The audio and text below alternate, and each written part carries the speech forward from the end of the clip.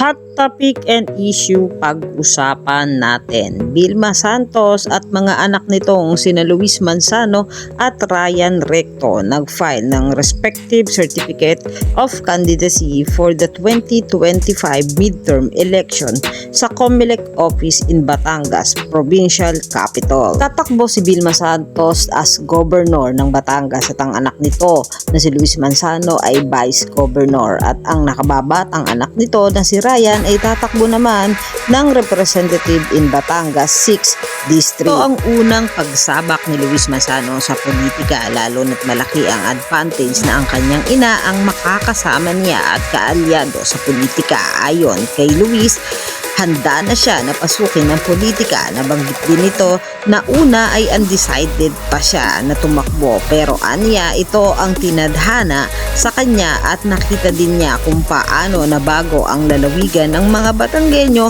dahil sa kanyang ina. Ayon naman sa nakababatang anak ni Vilma Santos, lumaki siyang nakikita kung paano nagsilbi ang kanyang mga magulang sa Lipa, kaya gusto niya rin maging parte ng komunidad at makatulong sa lalawigan, hindi lang sa Lipa kundi sa buong Batangas. Yan ang mga hot topic and issue dito lamang sa Tambalang JK.